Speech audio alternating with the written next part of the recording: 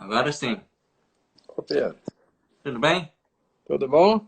Tudo bem, graças a Deus. Estamos aí. Tudo bem, graças a Deus. E por aí, tá tudo bem? Tudo bem aqui, né? A gente caminhando aí, né? É, mas acho que vai passar rápido. Só estou É, convidando aqui algumas pessoas para entrarem para assistir a live. Umas pessoas que eu lembro que falaram que queriam assistir. tá ótimo.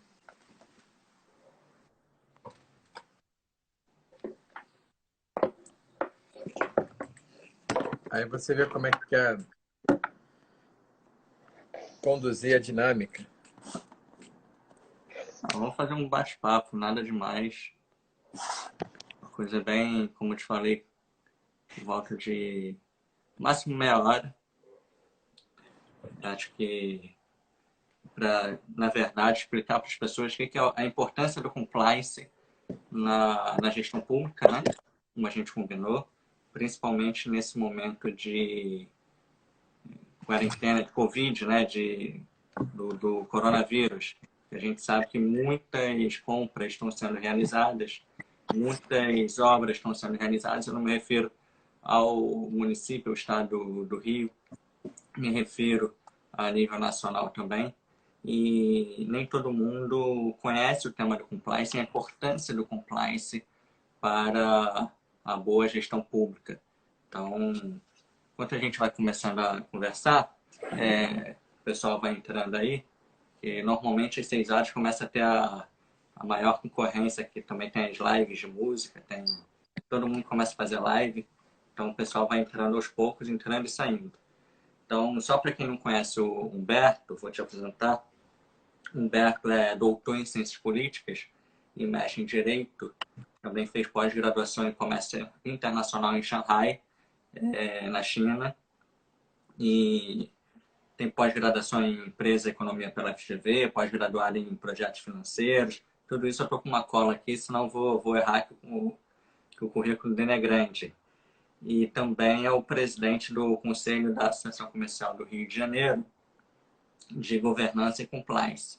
E, além disso, é o presidente da Comissão de Estudos da Transparência Pública da OAB, aqui do Rio de Janeiro.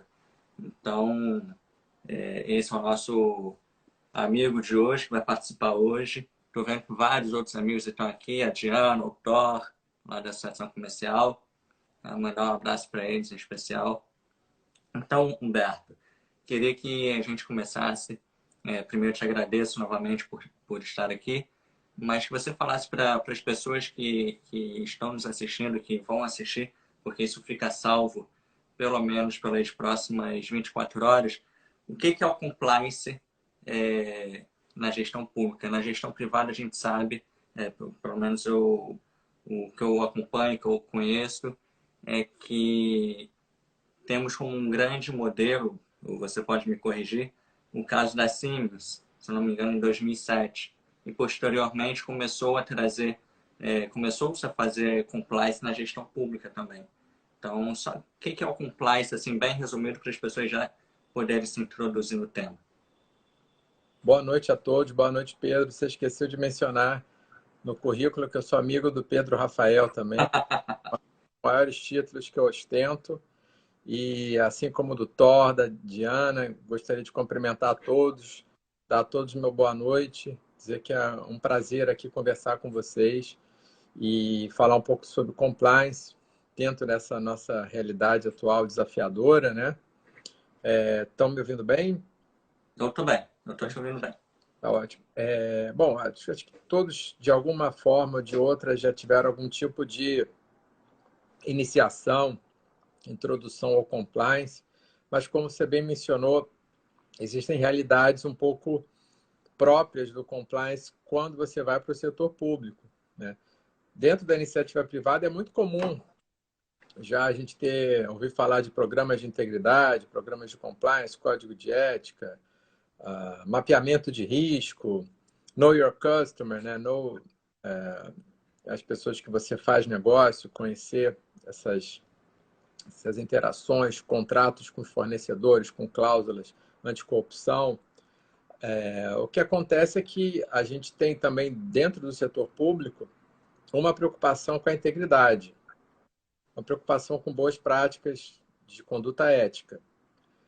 Isso pode ser revelado, né, pela lei das estatais, que foi aprovada recentemente, ainda nessa última década agora, né, 2013. A gente tem uma lei de conflitos de interesse, a própria lei anticorrupção, ou da empresa limpa, ela fala dessas condutas do administrador e, apesar de o administrador público sempre ter que ser pautado, né, pela integridade, pela ética, o que a gente percebe hoje é um grande desafio das relações público-privadas, dessas relações entre privados e entes públicos. São relações cada vez mais complexas, globalizadas, às vezes com um grau de técnica, um grau de especificidade muito grande com relação às compras. Você estava mencionando as compras emergenciais, já passa a haver alguns tipos de escândalo. Então, é muito importante a gente saber que se o setor público exige da iniciativa privada uma boa conduta ética, uma boa conduta de integridade, né? A implementação e desenvolvimento de programas de integridade, é preciso que o setor público também faça a sua parte e demonstre isso. Então, você também tem treinamentos, você tem órgãos de controle como a CGU, como o TCU, fiscalizando. Mas eu acho que muito importante também é uma coisa que não é tão falada, né? A gente pode definir esse compliance no setor público por essas leis, né? O conflito de interesses, os códigos de ética da administração pública, a questão das estatais, que hoje, inclusive, têm que apresentar os seus programas e, inclusive, mais rigorosos até do que de iniciativa privada. É um dado que eu gostaria de deixar aqui. As estatais, elas precisam chegar até o ponto de editar um relato integrado, que é uma forma de comunicação com o mercado, com os seus controladores, com os seus órgãos de controle, bastante refinada. Poucas instituições privadas no Brasil têm esse costume, porque não tem nenhuma delas tem obrigação de apresentar o relato integrado. Eu citaria, por exemplo, o Itaú, já faz isso, né? Que é uma forma onde você coloca as informações financeiras e não financeiras para dizer como é que seu negócio gera valor hoje e como é que ele vai gerar valor no futuro. Precisam ser informações bastante sintéticas. Eu colocaria quase que esse documento como estado da arte do compliance, né? Quem consegue fazer um bom relato integrado demonstra que tem preocupação com a ética, com a integridade, com a coordenação dos esforços dentro e fora das empresas e exatamente com a geração de valor hoje e no futuro, com a sustentação do seu negócio, seja ele um negócio público até. Eu acrescentaria também que hoje a gente tem instrumentos muito poderosos de controle social. Não só os órgãos de controle, como eu já mencionei, TCU, CGU, agora nós temos muitas controladorias gerais do Estado, aqui no Rio de Janeiro, já fazendo bom trabalho. O Bernardo, que saiu há pouco, fazendo bom trabalho, mas as pessoas que entraram também, o Leonardo, a quem eu saúdo. E é importante notar que o cidadão, hoje, dentro desse mundo digital que a gente vive cada vez mais agora na época da pandemia, ele tem uma possibilidade de controlar socialmente os órgãos públicos para ver se eles estão em compliance, em conformidade com as políticas públicas, com as compras emergenciais, com os requisitos para relaxamento ou não de uma pandemia. E é muito interessante agora que todos estão em casa, a gente pode fazer essa fiscalização, esse controle via smartphone, como a gente está fazendo aqui essa conferência. Então, a gente pode acessar o site do Senado Federal ou da Câmara, que tem, por exemplo, um índice de transparência, né, na sua atividade legislativa. Isso já é uma realidade. E é uma boa notícia. Eu falaria aqui, Pedro, sem nenhum medo de errar, que esse índice de transparência, que a transparência das nossas casas legislativas hoje é uma referência, é um caso de sucesso, assim como a transparência de bancos públicos como o BNDES. Mas isso não se deu simplesmente pela vontade dos burocratas, dos funcionários públicos ou dos administradores. É importante notar que a gente tem uma lei de acesso à informação. Eu aqui, como presidente da Comissão de Estudos da Transparência Pública, faço votos que essa lei seja cada vez mais respeitada e que tenha cada vez mais frutos, porque essa lei simplesmente ela consolida uma lógica que já é a nossa lógica da nossa Constituição, que tudo é público, a não ser que tenha algum motivo muito especial para que não seja, para que seja sigiloso. Então, inverte o ônus de você justificar. Hoje, eu posso pedir para qualquer órgão público qualquer informação sem justificar por que eu quero essa informação. E ele tem que me fornecer num prazo. Se ele não me fornecer, eu posso entrar com recursos, ele tem que me dizer as razões por que ele não está fornecendo, e esse recurso vai hierarquicamente até, eventualmente, um ministro de Estado. Né? Essa é uma conquista muito importante. Já existem relatórios sobre a efetividade dessa lei, eles podem ser acessados, eles também são transparentes, mas eu gostaria de deixar aqui essa mensagem, quer dizer, o melhor controle, o melhor programa de entidade para a administração pública, seja para o Estado, município, governo federal, é o nosso poder hoje como cidadão, né, de fazer requisições e perguntar não só sobre salário dos funcionários públicos, ou sobre compras, sobre licitações. Eu acho que a gente deve, todo mundo que está me ouvindo aqui, deve sim fazer perguntas inclusive mais desafiadoras para o próprio poder público, como as políticas públicas. Qual a efetividade da sua política pública? Seja um banco, seja um município, seja uma empresa de saneamento, né? Qual a efetividade da sua política pública? Qual é a sua meta? Qual é o seu nível de transparência nas informações? Então, qualquer pessoa, só para deixar bem, desculpa te interromper, Humberto, qualquer pessoa, só para deixar bem claro, qualquer pessoa pode entrar com um requerimento de informação para algum órgão público para saber algum detalhe, seja ele qual for. Não seria apenas uma Câmara Legislativa ou um judiciário, seria qualquer pessoa, é isso? Perfeito, é exatamente isso. Eu acho que essa informação é revolucionária e a gente, né, nós cidadãos, precisamos usar melhor. Nós brasileiros, a gente tem um poder, muito grande nas mãos, né? A gente tem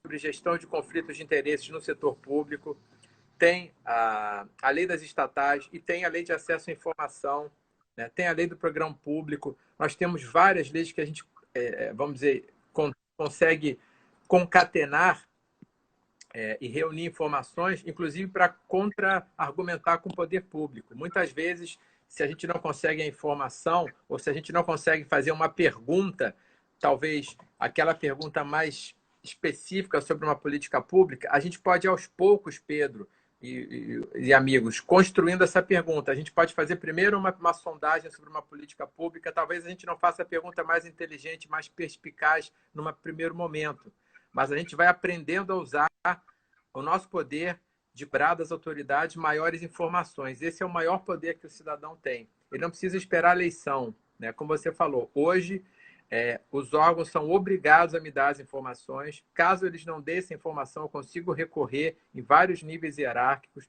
e eles têm que justificar caso eles não me deem essa informação. E eu não preciso motivar porque eu quero essa informação. Eu tenho direito à informação dos órgãos de Estado sobre como ele executa as políticas públicas, como ele gasta os orçamentos a qualquer nível de governo. Legal. E esse pedido de requerimento para as pessoas poderem saber, quem tiver interesse, né, de fazer um pedido desse, inclusive o Juan que está aí saudando a gente, que também é da Associação Comercial, né, do Conselho do Ciência e Tecnologia, se eu não me engano. Abraço, Juan. Futuro prefeito, quem sabe, de Nilópolis. Então, a gente se prepara para receber requerimentos. Mas esse, por exemplo, se eu quiser entrar com, vou supor aqui qualquer secretaria, tá? Só para como exemplo.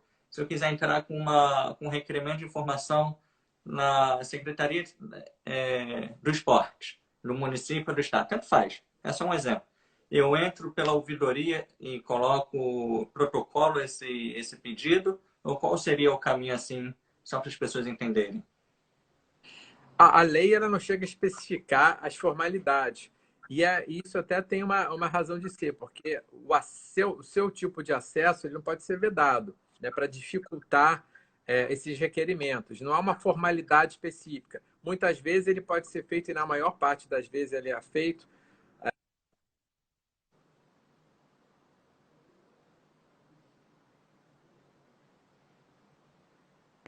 Travou aí? Desculpe, no site do Tranquilo. órgão público. Provavelmente ele vai ter uma ouvidoria, ou ele vai ter uma comissão especial sobre a lei, como é o acrônimo da Lei de Acesso à Informação. Caso ele não tenha, né, você pode instar e indagar como é que é o canal necessário, caso ele não tenha esse processo mapeado dentro do site. E ele vai ter um prazo para responder. É importante também colocar aqui que, no caso da Lei de Acesso à Informação, ele tem um prazo para responder e você pode ser bem específico nas suas perguntas ou não.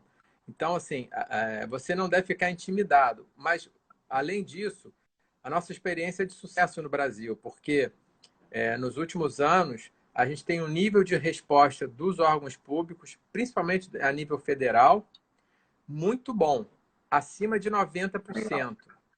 Tá? Eu só gostaria de deixar um ponto aqui.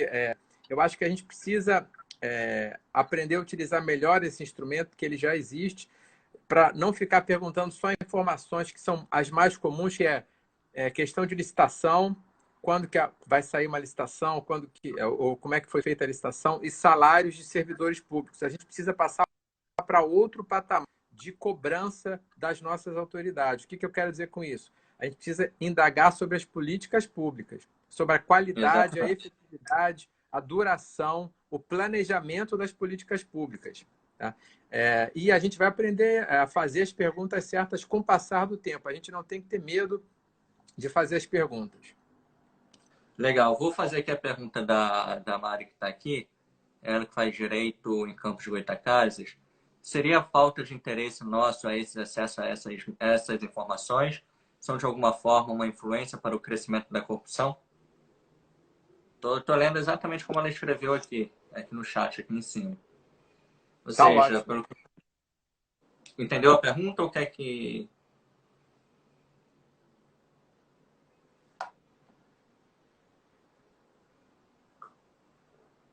É a questão de aprendizado. Não diria que o aumento ou a diminuição da corrupção dependa só do que não é, vamos dizer, ele não é a solução para todos os nossos males, né?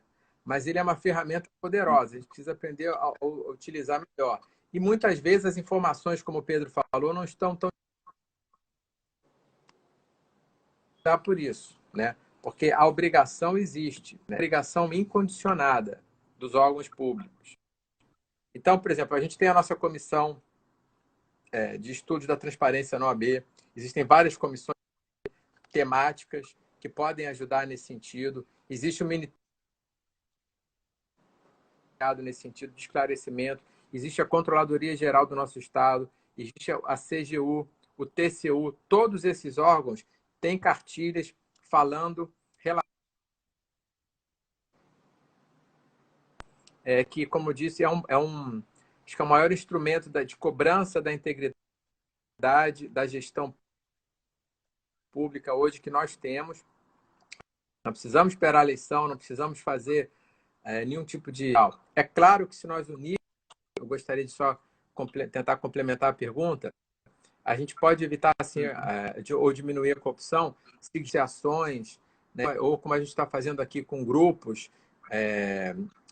temáticos, a gente possa fazer perguntas melhores, a gente possa recolher informações melhores para formular as nossas perguntas e, uma vez tendo a resposta, também ter iniciativas para utilizar aquelas informações. Mas isso tudo é um aprendizado. A lei é muito recente, ela tem menos de 10 anos, e eu acredito que a gente está num bom caminho. Então, eu gostaria de dar essa boa notícia para nós, todos aqui, né? Legal, Humberto. E, como você falou, a lei tem menos de 10 anos e imagino que no mundo já tenha outras leis, talvez um pouco mais antigas ou mais recentes também. existe algum bom modelo, algum modelo de compliance na gestão pública que seria a melhor referência para a gente? Ou é tudo igual, uma base só e vai?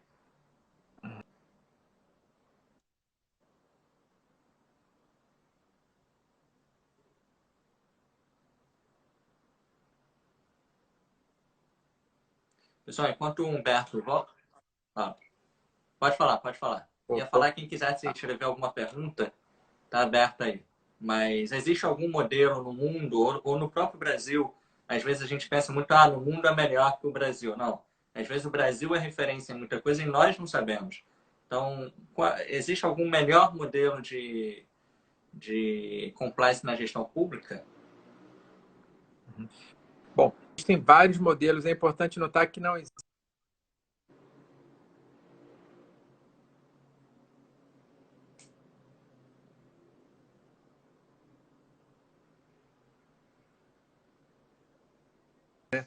por incrível que pareça para alguns, mas nós temos alguns casos de sucesso, sim, que são recuperação de ativos, ação. A gente poderia citar aqui, por exemplo, que a gente tinha, que era vinculado ao Ministério da Justiça, agora passou para o Banco do Brasil, o COAF, né, o antigo COAF, é um caso de sucesso, sem dúvida nenhuma.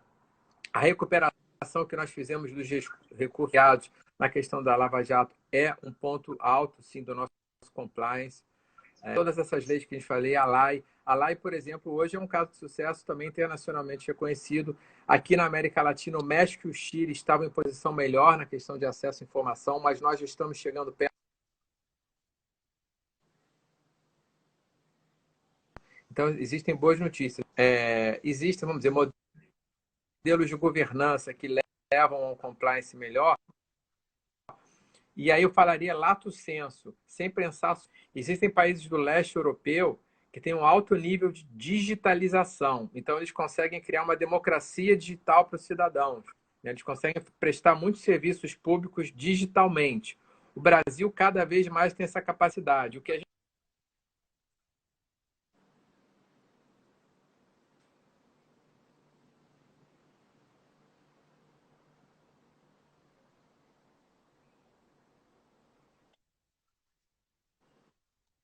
elas não têm contas bancárias ou elas não têm os seus dados de uma maneira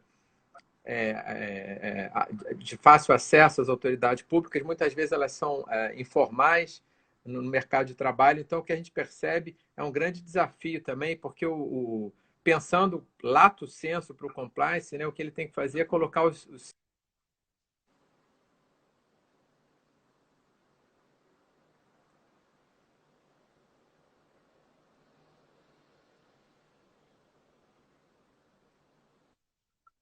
necessidades, né? E hoje em dia é possível a gente fazer isso em tempo real. Então, eu acredito que uma grande bandeira, uma grande forma de ver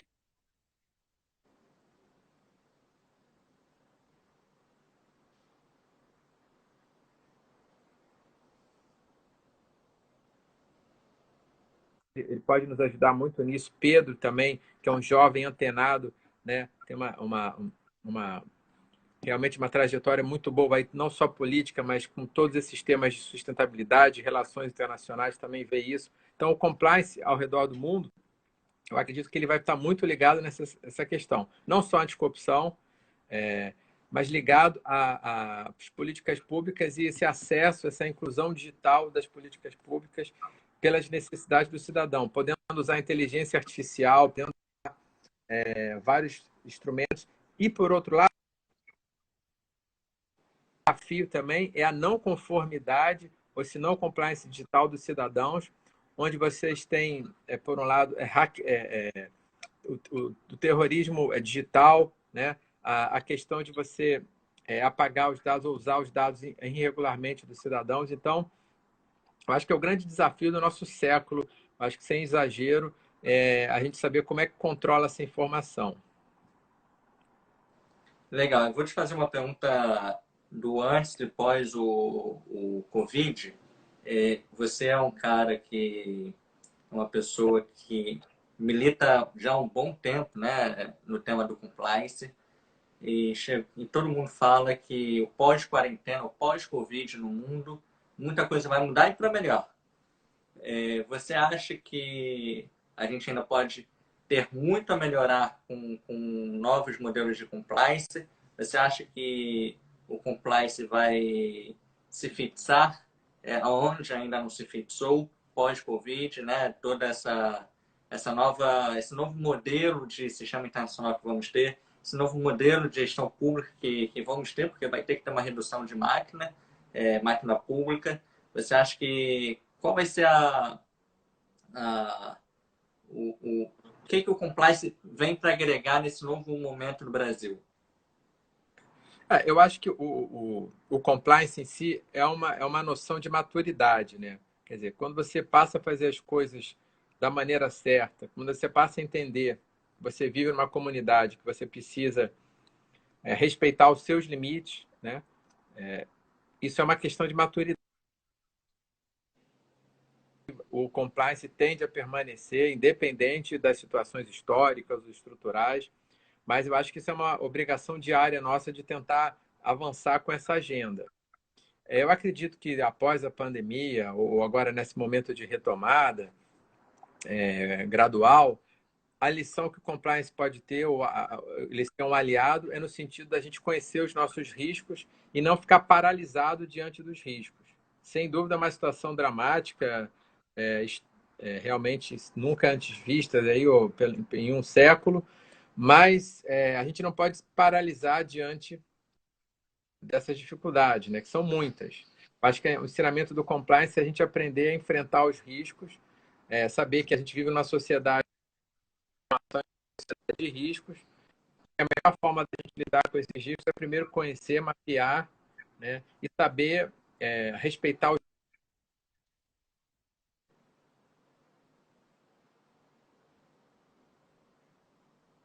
Tá travando um pouco aí, mas quando E voltar.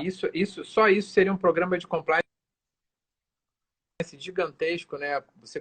A sua preocupação com o outro, com os mais velhos, com os mais debilitados, os protocolos de atendimento em hospitais públicos também é uma questão muito importante, uma questão ética, que o compliance pode ajudar, mas eu acredito que é Porque uma não questão. deveria, desculpa te interromper, não deveria existir a Márcia, né? A Márcia do Crivella, que o Crivella falou, fala com a Márcia, que ela resolve para lá no hospital. Isso é uma coisa que não deveria existir, nunca deveria ter existido, né? Infelizmente, isso é uma política velha. E coloca aí como exemplo de uma coisa que você está falando, da Márcia, do Crivella. O importante da gente saber é avançar sempre, né? Sempre a gente vai ter Uhum. desafios ou possibilidade de retrocesso, ou questões eventualmente que fiquem na cabeça, que até como exemplos, negativos ou positivos, mas eu acredito que a gente tem que ver o filme todo. A gente não pode ficar muito preocupado só com uma fotografia e nem Uhum. paralisado. E aí a gente pode adotar coisas simples, aqui como a gente está fazendo, evitar passar informações equivocadas, passar informações com fontes seguras, não espalhar fake news, né? Não espalhar pânico, tentar dar mensagens positivas, é claro que com fundamento, né? Procurar criar uma corrente positiva para a gente poder sair dessa, pensando nos pequenos e médios empresários, no que eles precisam, no como é que o compliance pode ajudar como aliado. O compliance nunca pode ser uma barreira, ele nunca pode ser mais um checklist, simplesmente, ou mais uma coisa mecânica, né? Assim como qualquer outro instrumento que está presente para as empresas, ele tem que ser algo útil, né? Para gerar um ambiente ético melhor. Um ambiente ético melhor, ele certamente vai ser melhor para a economia, né? E para a saída dessa pandemia também. Legal. E já vou até adiantar aqui para o pessoal, eu não costumo divulgar minhas próximas lives, mas até para, se você quiser fazer alguma pergunta, eu faço no dia para ele, até assistir, Humberto, convido aqui. Semana que vem, dia 19 às 19 horas, se eu não me engano, é terça-feira que vem, eu vou estar fazendo uma live com o atual secretário de Estado de Obras e Infraestrutura, o Bruno Casuhiro, que é um amigo também de longo tempo. E é muito interessante, Humberto, que eu recebi informação, a secretaria dele é quem está fazendo o Hospital Modular em Nova Iguaçu, e ele é que a secretaria recebeu um comunicado, não sei, um informativo, não sei como chamar isso, uma mensagem da Procuradoria-Geral do Estado, da PGE, parabenizando porque eles fizeram algo inédito, segundo a mensagem que eu soube, que foi cumprir todos os requisitos para a obra do hospital. Então, que a princípio, né, assim espero, não tinha nenhum tipo de desvio, nem de pedidos à empresa que está montando o hospital, nada.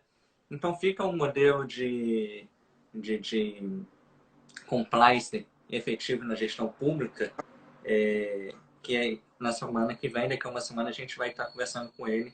Inclusive, vou tocar o tema, esse tema, né, da importância, aí ele falar sobre a experiência do outro lado do balcão, não o lado que nós cobramos, que nós insistimos na transparência, mas também como foi dado esse momento que precisava de uma agilidade muito rápida. Ele tinha talvez o poder, junto ao governador, de fazer um contrato emergencial e assinar qualquer coisa para que fosse rápido, mas eles esperaram, fizeram todo o beabá, todo o passo a passo, para justamente poder fazer uma coisa de excelência pelo Estado e honrando o dinheiro público, né, o nosso dinheiro.